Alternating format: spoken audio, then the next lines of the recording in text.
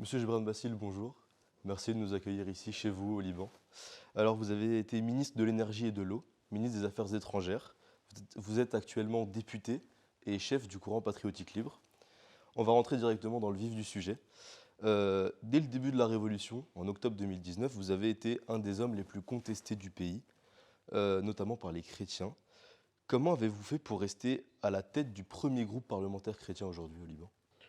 Parce que nous, on a une cause pour laquelle on combat peut-être tout le monde. Et il y a des gens qui y croient. Et il y a des gens qui sont toujours du côté de la vérité. Et nous, on représente cette vérité qui n'est jamais absolue, mais qui est toujours exprimée par nos positions en ce qui concerne d'un côté la souveraineté et l'indépendance de ce pays et d'un autre côté la nécessité des réformes et le combat contre la corruption. Et il y a des gens qui y croient et qui sont à nos côtés. Le général Michel Aoun, le fondateur de votre parti, a été au pouvoir de 2016 jusqu'au 31 octobre dernier.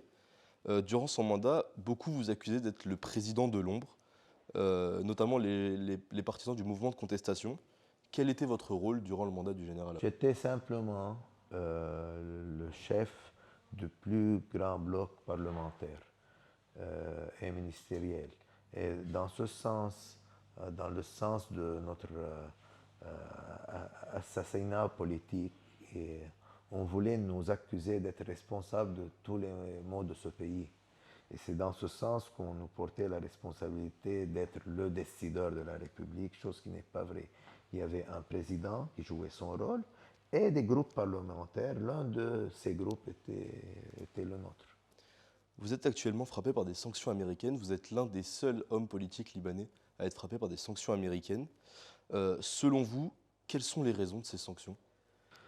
D'un côté, c'est dans le cadre de notre assassination politique, et d'un autre côté, c'était dans le but de nous séparer de Hezbollah.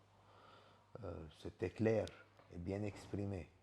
Et nous, on est soumis seulement à notre conviction politique, pas aux autres qui viennent de l'extérieur. Et c'est de ce fait qu'on a dit non, on a été sanctionné. Est-ce que vous pensez que les États-Unis essayent de bloquer une potentielle accession au pouvoir de votre parti ou bien de vous? C'était une des raisons de mettre les sanctions dans le cadre de la loi Magnitsky.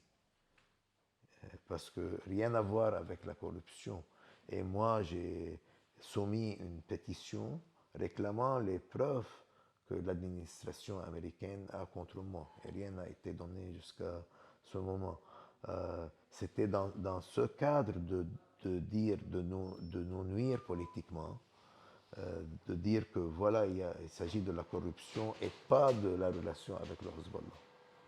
Euh, Quel regard portez-vous actuellement sur la situation politique du Liban? On sait que le Liban n'a pas de président de la République pour le moment depuis maintenant octobre dernier. Quel regard portez-vous sur cette crise actuellement? C'est un effondrement total au niveau financier, économique, social, politique aussi. Et maintenant, il nous reste la sécurité. Le salut n'est plus un choix. On a besoin nécessairement d'un plan de salut à tous les niveaux, et politique, et économique, et financier. Euh, Est-ce que votre parti ou bien vous-même avez des ambitions présidentielles? Beaucoup pensent que vous seriez candidat, que vous vous porteriez candidat pour la présidence de la Franchement, tout République. parti politique a le droit ou bien l'obligation d'être au pouvoir pour pouvoir réaliser son programme. Mais pour cette fois, on n'a jamais discuté de ma candidature. On n'a même pas discuté avec quiconque en dehors du parti. Il y a eu des pressions sur moi pour présenter ma candidature au sein de notre parti. Je ne l'ai pas fait vu que la situation ne le permet pas. Alors on va laisser le rôle aux autres de nous prouver qu'est-ce qu'ils ont à donner au pays et on va jouer notre rôle, soit à l'opposition, soit à contribuer à un plan de salut qui nous convient. et qui nous convainc bien que c'est un plan véritable pour faire les réformes nécessaires au pays. Mais ma candidature n'a été discutée avec personne. Est-ce que vous pensez être légitime? On sait que vous êtes le président du premier groupe parlementaire chrétien au Liban. Bien sûr, mais on a fait le choix de ne pas présenter sa candidature, pas au dépit de la représentativité qui est une chose nécessaire pour une candidature présidentielle pareille. Mais on a dit que, bon, on cherche un consensus au sein de la communauté chrétienne et au niveau national pour arriver à un président qui peut exécuter un programme pareil. Hier, le Hezbollah, par Hassan Nasrallah, son président, a déclaré que Sleiman Frangieh, le candidat des Marada, était le candidat du Hezbollah. Que pensez-vous de cette déclaration?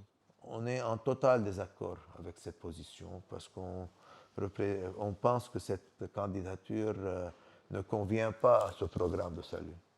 Simplement, on est tout à fait contre et on cherche à avoir un autre candidat qui peut avoir la majorité requise. On sait qu'en 2006, vous avez signé un accord d'entente avec le Hezbollah.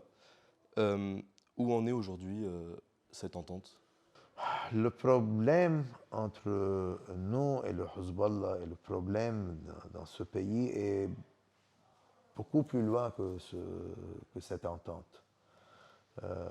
Alors, avec les positions prises maintenant par le Hezbollah et cette séparation qui se passe naturellement, on a besoin de quelque chose de beaucoup plus grand pour fixer les choses, pour améliorer cette relation et pour améliorer toute la situation politique au Liban.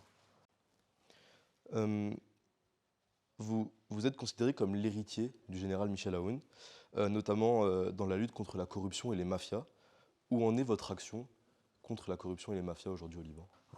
Je pense qu'on est, pour ne pas dire le seul parti, on est sur le front line du combat contre la corruption.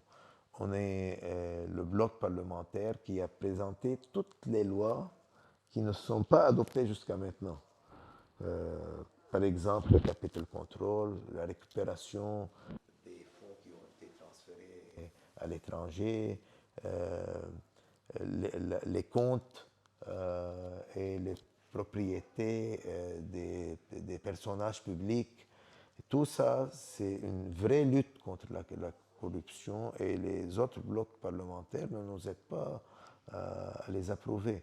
Alors c'est là, par les actes, par les lois, c'est là où on prouve qu'on est contre la corruption. Et je pense que le courant patriotique libre a une grande mission dans ce sens. Avec la corruption, on ne peut pas bâtir un État. C'est très simple. Et sans un État, on ne peut pas vivre dans un pays. Pour nous, c'est une lutte existentielle. Ce n'est pas un combat de choix qu'on fait ou bien qu'on a le luxe de dire oui ou non. Avec la corruption, on ne peut plus exister dans ce pays. Aujourd'hui, la communauté internationale se mobilise pour tenter d'aider le Liban. La France se montre notamment comme un des leaders de cette coalition internationale. Comment accueillez-vous cette initiative de la France? Vous savez, on est très content de voir la France toujours intéressée pour ce pays. On a toujours cette affinité, cette relation exceptionnelle entre le Liban et la France. Mais il faut toujours bien comprendre le problème libanais et essayer à nous aider de la bonne façon. Et la menace contre le Liban ou contre les Libanais n'aide pas vraiment. Oui, il faut mettre la pression. Je comprends bien une position qui ne nous aide pas, ne nous donne pas de l'argent tant qu'il y a la corruption. Mais dommage, il faut dire ça, qu'il faut nous aider à combattre la corruption et les corrompus, pas à aider les corrompus. Une dernière question pour finir. Quel avenir voyez-vous pour le Liban? Le Liban va toujours ressusciter. On n'a pas peur. Mais le problème, c'est que le temps est très cher et le prix est très élevé. Merci beaucoup, Monsieur le ministre, d'avoir répondu à nos questions.